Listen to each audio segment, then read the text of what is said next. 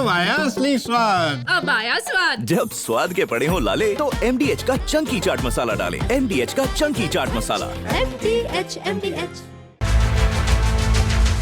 नमस्कार, रिपब्लिक भारत देख रहे हैं आप। मैं हूं अमृत तिवारी। राष्ट्र सर्वोपरि में स्वागत है आपका। आज राष्ट्र सर्वोपरि में हम बात करेंगे अपने पड़ोसी देश नेपाल की। वो नेपाल जिसके साथ हमारा बेटी और रोटी का रिश्ता है। वो नेपाल जो प्रकृति की गोद में अमन, चैन और खूबसूरती के लिए जाना जाता है। लेकिन उसी नेपाल को किसी की नजर लग गई। आज वही नेपाल युवा क्रांति की आग में जलने लगा। नेपाल का एक भी शहर ऐसा नहीं है, एक भी शहर नहीं बचा जहां विद्रोह के शोले न दिखाई दे रहे। आपको यकीन नहीं होगा, लेकिन हिमालय की गोद में बसा नेपाल आज खून के आंसू रो रहा है। हिंसक क्रांति में तब्दील हुई आंदोलन ने 18 से ज्यादा जिंदगियां खत्म कर दी। नेपाल के साथ पौराणिक और ऐतिहासिक संबंध हमारे राष्ट्रहित से जुड़े।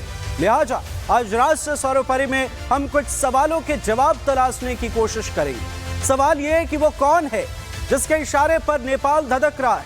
वो कौन है जो भारत के पड़ोसी देशों में राजनीतिक अस्थिरता पैदा करने की कोशिश कर रहा है? वो कौन है जो एक के बाद एक उन देशों को टारगेट कर रहा है जिनसे भारत के अच्छे रिश्ते रहे?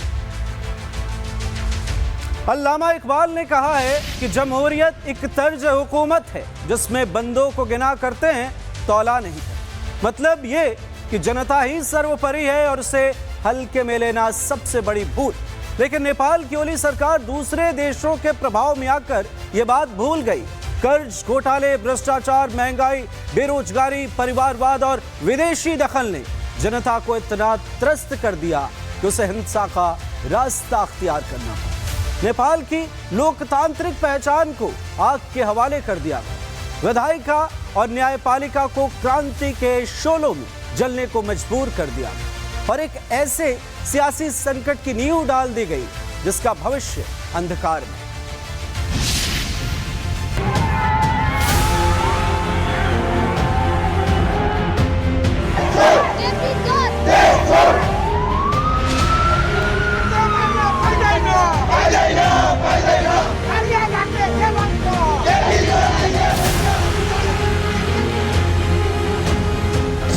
क्या अब लोकतंत्रों का भविष्य सड़कों पर अराजकता से तय होगा?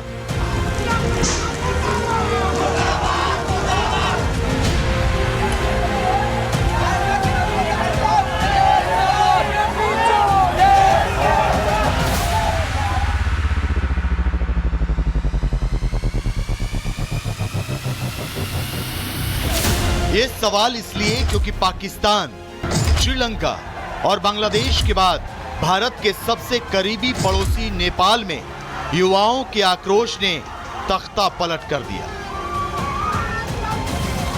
पूरे देश को हिंसा की आग में झोंक दिया और इस घटना को हल्के में नहीं लिया जा सकता, क्योंकि ये पैटर्न पाकिस्तान, श्रीलंका और बांग्लादेश वाला है।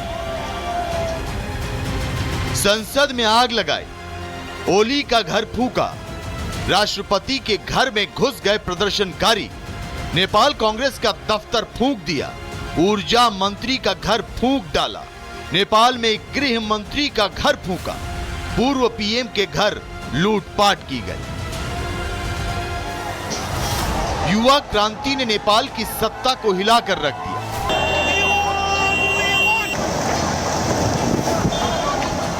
आठ सितंबर को सड़क से शुरू हुआ आंदोलन चरणबद्ध तरीके से आगे बढ़ा।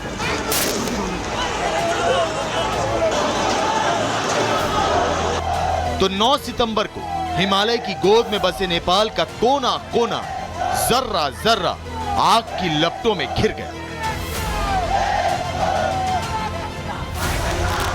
सोशल मीडिया ऐप्स पर बैन लगाने के खिलाफ शुरू हुआ आंदोलन देखते ही देखते सत्ता के शीर्ष को उखाड़ फेंकने के संघर्ष में तब्दील हो गया। एक एक कर केपी शर्मा ओली के मंत्रियों के घर फूके जाने लगे। ओली का निजी घर भी फूंक दिया गया। ओली के वित्त मंत्री को सड़कों पर दौड़ा दौड़ा कर पीटा गया।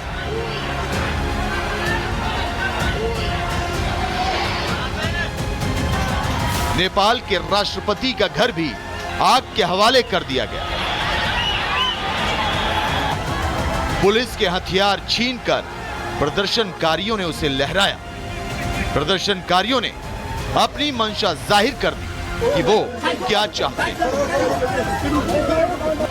वर्तमान सरकार को उखाड़ फेंकने की मुनादी कर दी गई थी। आंदोलनकारियों ने साफ कर दिया था कि वो ओली सरकार को हटाना चाहते हैं। वो एक ऐसी अंतरिम सरकार बनाना चाहते हैं जिसकी कमान युवाओं के हाथों में।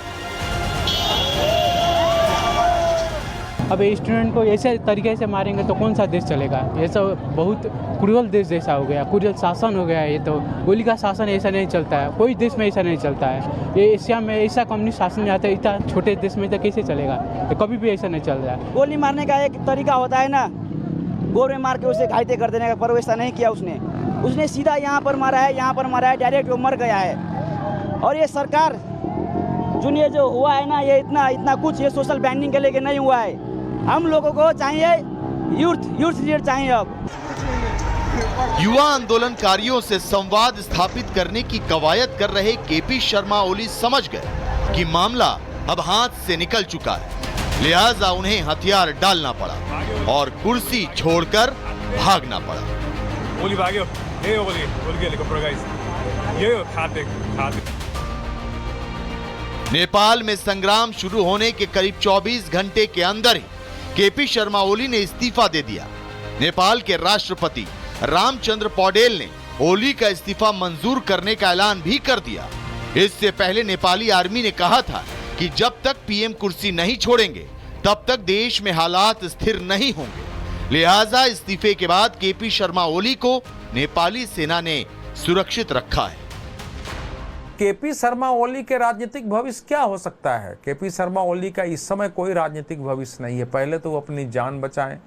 अगर कोई अंतरिम सरकार गठित होती है वो क्या फैसला करती है, क्योंकि दुर्भाग्य से जो कुछ बांग्लादेश में हुआ, श्रीलंका में हुआ, इसके पहले पाकिस्तान में होता रहा है, उसी तरह की राजनीति आंदोलन नेपाल में दिख रहा है। गौर करने वाली बात यह कि नेपाल के प्रधानमंत्री केपी शर्मा ओली का इस्तीफा ठीक उसी तरह हुआ जिस तरह बांग्लादेश की पूर्व प्रधानमंत्री शेख हसीना का हुआ था। बांग्लादेश में भी हिंसक आंदोलन हुआ। शेख हसीना के खिलाफ लोग सड़कों पर उतर आए, जिसके बाद सेना ने शेख हसीना से इस्तीफा दिलवाया और उन्हें देश से सुरक्षित बाहर जाने दिया। ठीक उसी तरह नेपाली पीएम केपी शर्मा ओली को इस्तीफा देना पड़ा है। लेकिन सवाल यह है कि क्या ओली को भी हसीना की तरह देश छोड़कर जाना पड़ेगा? और अगर ऐसा हुआ तो ओली किस देश में शरण लेंगे? नेपाल में राजशाही के खिलाफ हुए जिस आंदोलन में ओली ने अहम किरदार अदा किया था, ठीक उसी तरह के एक आंदोलन ने उन्हें कुर्सी से हटने पर मजबूर कर दिया। केपी शर्मा ओली पहली बार अक्टूबर 2015 में नेपाल के पीएम बने थे। बतौर पीएम उनका ये कार्यकाल जुलाई 2016 तक ही चला। दूसरी बार ओली ने फरवरी 2018 में मिली जुली सरकार बनाई, लेकिन उनकी ये सरकार भी 5 मई 2021 में गिर गई। हालांकि ओली 13 मई को विश्वास मत हासिल कर फिर से पीएम बन गए। इसके बाद नेपाल में साल 2022 में चुनाव हुए, जिसमें ओली की कम्युनिस्ट पार्टी ऑफ नेपाल को बहुमत नहीं मिला, लेकिन जोड़ तोड़ के जरिए जुलाई 2024 में वो फिर से पीएम बन गए। केपी शर्मा ओली की सरकार का चीन की तरफ झुकाव था, भारत से कई मुद्दों पर टकराव था, लेकिन सितंबर का महीना ओली के लिए अशुभ साबित हुआ। एक युवा संगठन और उसके नेता ने एक ऐसी क्रांति की बुनियाद रखी जिसने ओली को इस्तीफा देने पर ही मजबूर नहीं किया, बल्कि बहुत हद तक उनके राजनीतिक करियर पर भी फुल स्टॉप लगा दिया।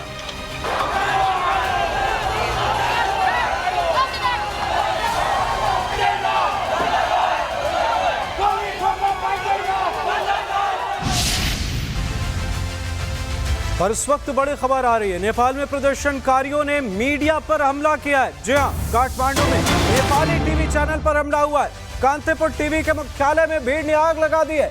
तो नेपाल जो इस वक्त हिंसा की आग में धधक रहा है, वहां से बड़ी जानकारी निकलकर सामने आ रही है। आपको बता रहे हैं नेपाल में प्रदर्शनकारियों ने अब मीडिया पर हमला किया है और लगातार अपडेट नेपाल से निकलकर सामने आ रहे हैं। देखिए ये नेपाल में कैसे हालात, युवा क्रांति और इसके साथ कई कयास भी यहां पर लगाए जा रहे हैं, लेकिन फिलहाल नेपाल की स्थिति को बेहतर नहीं कह सकते। जो तस्वीरें सामने आ रही हैं, कई सवाल खड़े हो रहे हैं। फर्स्ट विजुअल एक्सक्लूसिव तस्वीरें आपको रिपब्लिक भारत पर दिखा रहे हैं। देखिए इस वक्त नेपाल में प्रदर्शनकारियों का प्रदर्शन और उनका आक्रोश किस कदर भड़क उठा है। यहाँ मीडिया पर हमला हुआ है। इसके साथ ही काठमांडू में जानकारी मिल रही है कि काठमांडू में Nepali TV channel, Nepali media समूह जो हैं, वहां पर भी हमला हुआ है। टीवी चैनल के दफ्तर में किस तरीके से हमला हुआ है और आग की लपटें जो हैं, काले धुएं का गुब्बार जो है, वह आप सीधे तौर पर इन तस्वीरों में देखकर अंदाजा लगा सकते हैं। इस बीच एक और बड़ी खबर, नेपाल में हिंसक प्रदर्शन जारी है। कई सरकारी इमारतों में आगजनी हुई है, युवाओं ने आगजनी की है। जी हाँ, इस वक्त की बड़ी खबर आपको बता रहे हैं, कई सरकारी इमारत भी अब नेपाली हिंसा के जद में आ गए हैं। नेपाल में तख्ता पलट और उसके बाद देखिए किस तरीके से यह हिंसा जो है ये थमने का नाम नहीं ले रही है। फर्स्ट विजुअल एक्सक्लूसिव तस्वीरें हम आपको दिखा रहे हैं रिपब्लिक भारत पर। सड़क पर युवा हैं और लगातार आक्रोश की तस्वीरें सामने आ रही हैं। कई जगहों पर सरकारी इमारतें भी अब इसकी जद में आ गई हैं और कई जगह पर प्राइवेट संस्थान भी अब इसकी जद में आ गए। हर आंदोलन, हर क्रांति के पीछे किसी ना किसी का हाथ होता है। नेपाल में जारी हिंसा वाली क्रांति के पीछे भी कोई ना कोई जरूर होगा। आज आपसे और पूरी दुनिया के सामने एक बड़ा सवाल है कि अब वो कौन है जो इसके पीछे है और उसका मकसद क्या है। ये तो पता नहीं है कि उसका मकसद क्या है, लेकिन कुछ चेहरे जरूर सामने आ गए हैं जिनका इस हिंसक आंदोलन में हाथ होने की आशंका जताई जा रही है। इन्हीं चेहरों में से एक है सुधर गुरुंग। शोबीज की दुनिया से ताल्लुक रखने वाले सुधर गुरुंग ने हामी नेपाल नाम का एक संगठन बनाया और शक जताया जा रहा है कि इसी संगठन ने ओली सरकार के खिलाफ बगावत का बिगुल फूंक दिया है।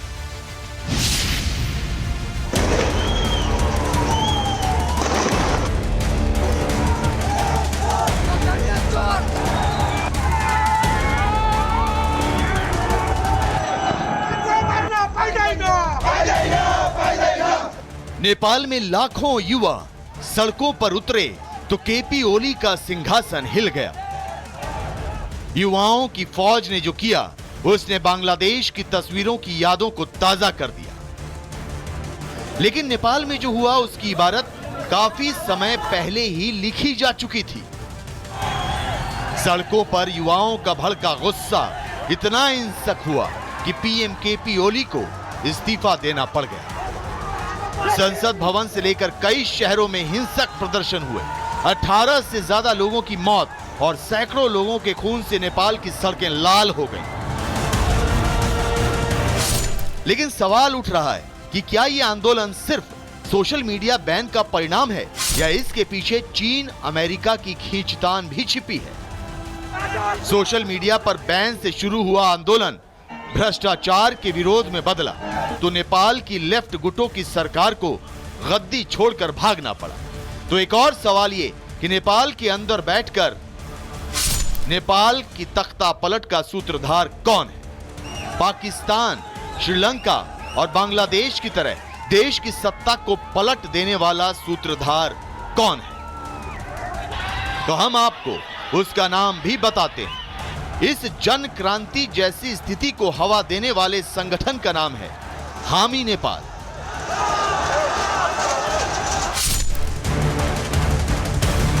तो लोगों के जहन में और सवाल कौनने लगे कि आखिर हामी नेपाल क्या है, किसने इसे बनाया और कैसे ये संगठन नेपाल को आग में झोंकने का कारण बन गया। तो ये भी जान लीजिए। हामी नेपाल की स्थापना 2015 में हुई थी।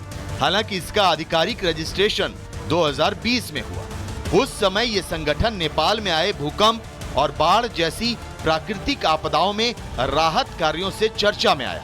बाद में ये युवाओं से जुड़ा और भ्रष्टाचार और सिस्टम की खामियों के खिलाफ आवाज उठाने लगा।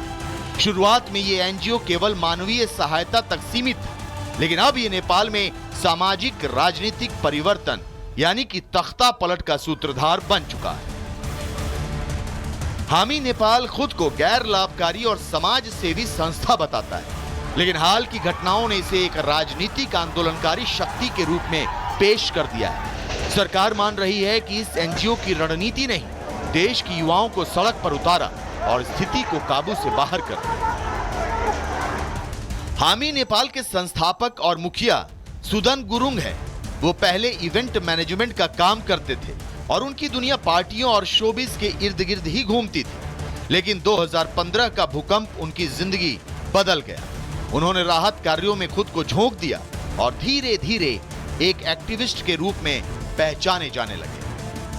गुरुङ ने सोशल मीडिया को हथियार बनाकर युवाओं को जोड़ा। इंस्टाग्राम, डिस्कॉर्ड और अन्य प्लेटफॉर्म पर उन्होंने युवाओं से बातचीत की। 8 सितंबर के आंदोलन से पहले उन्होंने इंस्टाग्राम पर लिखा कि हम अपनी आवाज उठाएंगे, मुट्ठियां भींचेंगे, हम एकता की ताकत दिखाएंगे, उनको अपनी शक्ति दिखाएंगे जो नहीं झुकने का दम्भ भरते हैं। इस पोस्ट ने लाखों युवाओं को प्रभावित किया और देखते ही देखते पूरा आंदोलन भड़क उठा। सुदन गुरुङ की एक आवाज पर ही नेपाल के लाखों युवाओं ने सड़कों पर उतरकर प्रदर्शन किया। 18 से ज्यादा लोग मारे गए, 200 से ज्यादा घायल हुए, लेकिन नेपाल के युवा अपनी मांगों से टस से मस नहीं।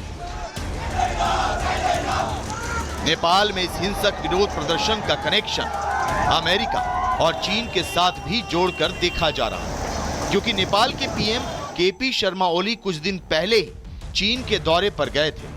वो चीन के विक्ट्री डे परेड में शामिल हुए थे। इसके कुछ दिनों बाद ही नेपाल की सरकार ने 26 सोशल मीडिया ऐप्स को बैन कर दिया। ये सभी सोशल मीडिया ऐप्स अमेरिकी थे, जबकि चीन का टिकटॉक और दूसरे ऐप्स नेपाल में धड़ल्ले से चल रहे।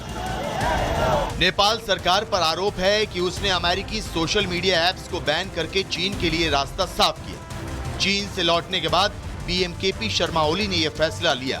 वहीं आंदोलन के पीछे अमेरिकी मदद की आशंका भी जताई जा रही है। इसीलिए हामी नेपाल के आंदोलन को केवल घरेलू गुस्से का नतीजा नहीं, बल्कि अंतरराष्ट्रीय खींचतान का हिस्सा भी माना जाता है।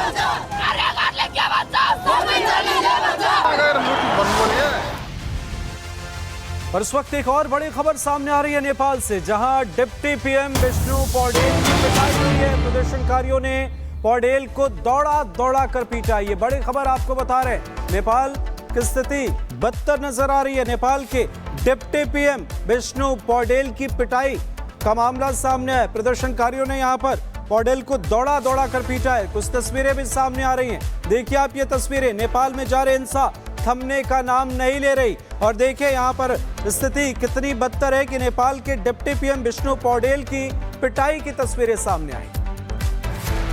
इसके साथ ही नेपाल के कई बैंकों में लूटपाट की भी खबर है। प्रदर्शनकारियों ने बैंकों में लूटपाट की है। नेपाल से बड़ी खबर आपको बता रहे हैं। नेपाल के कई बैंकों में लूटपाट की गई है। एक तरफ प्रदर्शन तो दूसरी तरफ प्रदर्शनकारी भीड़ जो है वो बैंकों को भी निशाना बनाते हुए नजर आए। देखिए ये तस्वीरें। प्रदर्शनकारी यहाँ बैंकों को भी बख्शते हुए नजर नहीं आ रहे। किस तरीके से यहाँ पर प्रदर्शनकारी बैंकों के सामने पहुंचे, बैंकों में पहुंचे और यहाँ लूट मचा दी। नेपाल के कई बैंकों में लूटपाट की खबर सामने आई है। जारी हिंसा, एक तरफ मारपीट आगजनी तो दूसरी तरफ लूट की तस्वीर भी सामने आ रही है। ये नेपाल की हम आपको तस्वीर दिखा रहे हैं, जहाँ इस वक्त अशांति है, जहाँ इस वक्त अस्थिरता है। न सिर्फ सियासी बल्कि सड़कों पर भी कहीं भी सुकून की तस्वीर नजर नहीं आती। सुदन गुरुङ एक किरदार हो सकते हैं, लेकिन नेपाल में हिंसा सिर्फ उन्हीं की वजह से भड़की, ऐसा भी नहीं कहा जा सकता। दरअसल नेपाल एक मकड़जाल में फंस गया, एक ऐसा मकड़जाल जिसने उसे सियासी बवंडर में धकेलने का काम किया। परिवारवाद, भ्रष्टाचार और राजनीतिक अस्थिरता, यही वो मकड़जाल है जिसमें नेपाल का भविष्य आज रोशनी से दूर और अंधकार के नजदीक पहुंचता दिख रहा है। पिछले 2 दशकों में नेपाल विकास की राह से भटक गया, उन सिद्धांतों और मूल्यों से भटक गया जो उसकी बुनियाद।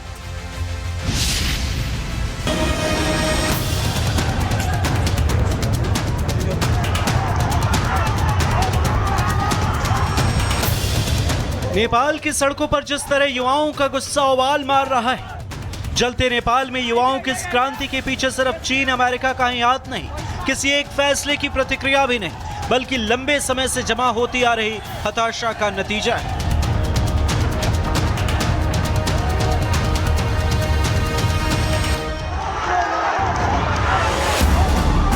भ्रष्टाचार, भाई भतीजावाद और बिगड़ती अर्थव्यवस्था ने मिलकर नेपाल के हालात को विस्फोटक बना दिया है।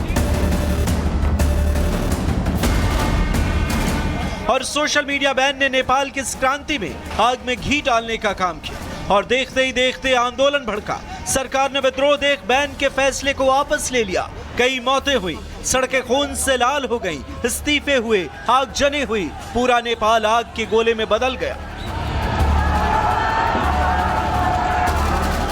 सोशल मीडिया के विरोध से शुरू हुआ विद्रोह भ्रष्टाचार और परिवारवाद में बदल गया और इसकी पटकथा पिछले 5 साल से लिखी जा रही थी। नेपाल को आग में झोंकने के 3 बड़े कारण थे। पहला, युवाओं को भ्रष्टाचार, महंगाई और बेरोजगारी ने निराश किया। भाई भतीजावाद यानी नेपोटिज्म की चर्चाएं तेज होने लगी। चहेतों को कुर्सी पर बैठाने से नेताओं के बच्चों की विदेशी यात्राएं, ब्रांडेड सामान, शान शौकत की पार्टियां सोशल मीडिया पर चर्चित होने लगी। फिलीपींस, इंडोनेशिया का नेपो बेबी कैंपेन नेपाल में भी सोशल मीडिया पर ट्रेंड करने लगा। सरकार ने प्रतिबंध लगाया तो युवाओं ने इस अभिव्यक्ति की आजादी पर अंकुश मारा।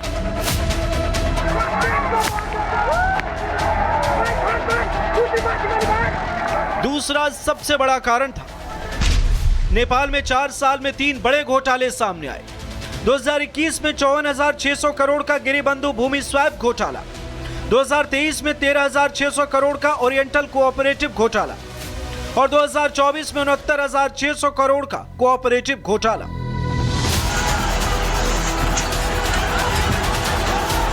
छोटे से देश में लाखों करोड़ के घोटाले ने युवाओं के खून को और गर्म किया।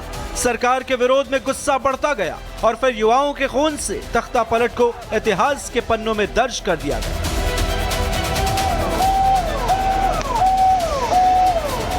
नेपाल में तख्ता पलट का तीसरा और सबसे बड़ा कारण था, वो था बेरोजगारी दर 2019 में 10.39% थी, वही अब 10.71% है। महंगाई दर 2019 में 4.6% थी, अब 5.2% है। आर्थिक असमानता हावी, 20% लोगों के पास 56% संपत्ति। नेपाल में आज जो अफरा तफरी मची हुई है उसके पीछे मेन कारण नेपाल की इकोनॉमी का कोलैप्स या इकोनॉमिक मिसमैनेजमेंट है। जॉब अपॉर्चुनिटीज का कम हो जाना, उसके अलावा रशिया यूक्रेन वॉर की वजह से एनर्जी प्राइसेस का बढ़ जाना और जॉब लॉसेस होना, करप्शन होना, पॉलिटिकल इंस्टेबिलिटी होना, इन सब कारणों ने नेपाल की इकोनॉमी को बहुत नुकसान पहुंचाया।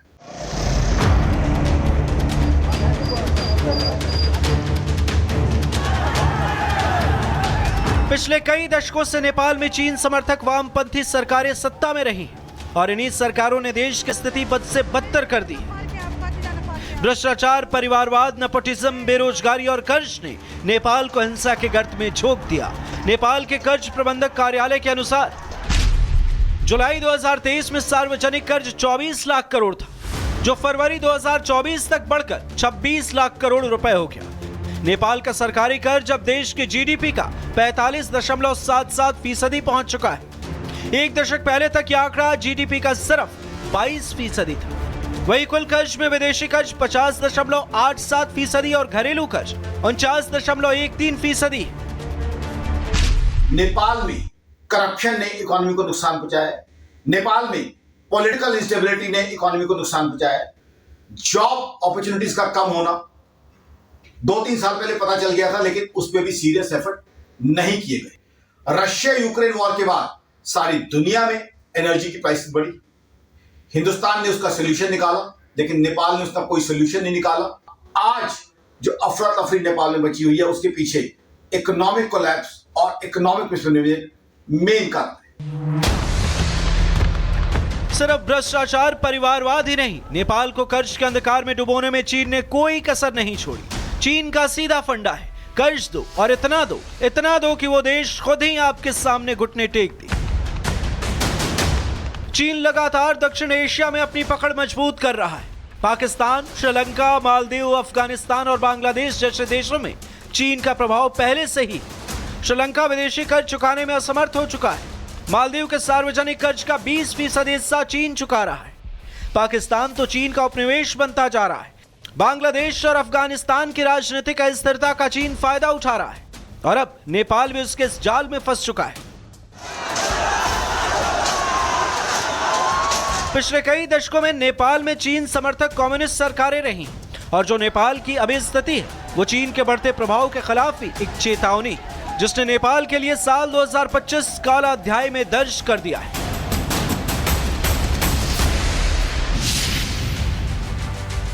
कुल मिलाकर यह कहना गलत नहीं होगा कि नेपाल आज दो ध्रुवों के बीच अटका हुआ है, राजशाही और लोकशाही के बीच फंसा हुआ है।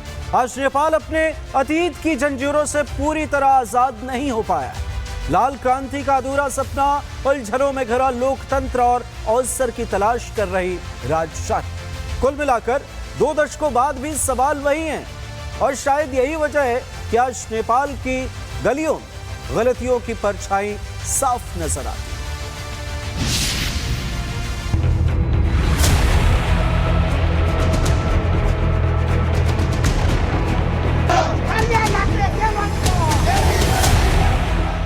नेपाल का लोकतंत्र रेत पर बने घर की तरह है। डवाडोल, अस्थिर और राजनीतिक अवसरवाद की हवाओं द्वारा लगातार आकार लेता हूं। नेपाल के राजनीतिक शास्त्री लोकराज बराल का यह कथन हिमालय की गोद में बसे इस छोटे से सुंदर देश के लिए कभी अनुपयुक्त नहीं होता।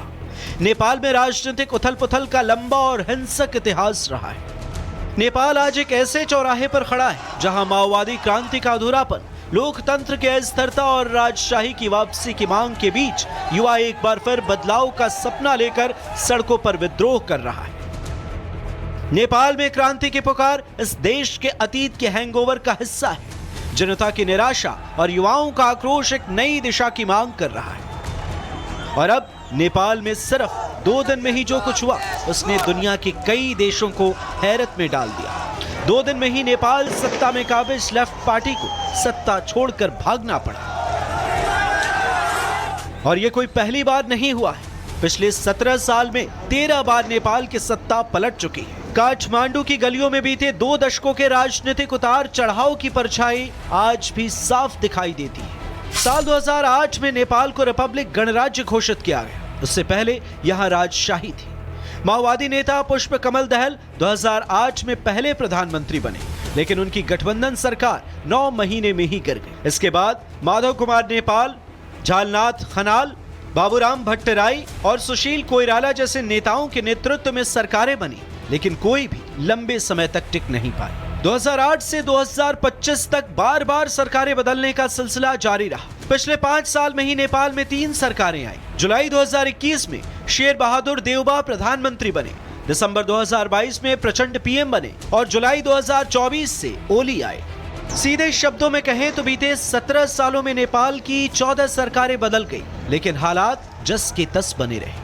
नेपाल की क्रांति के बाद नेताओं ने सत्ता हासिल की तो, लेकिन नेपाल का संसदीय लोकतंत्र तमाशा बनकर रह। नेता भ्रष्टाचार और सत्ता के लिए तकड़मबाजी में उलझ गए। जनता को किया गया समृद्धि, शिक्षा और स्वास्थ्य का सपना अधूरा ही रहा। माओवादी क्रांति ने केवल सत्ता का चेहरा बदला, व्यवस्था नहीं, सिर्फ 1% तक बदली। और इसी के साथ राष्ट्र सर्वोपरि में फिलहाल इतना है। बाकी खबरों के लिए आप देखते रहिए रिपब्लिक भारत। नमस्कार। MDH की हल्दी मिर्ची धनिया करे कमाल, ये रंग दे, ये खुशबू दे, ये तीखा, ये कम पड़े, क्या निराला MDH मसाला।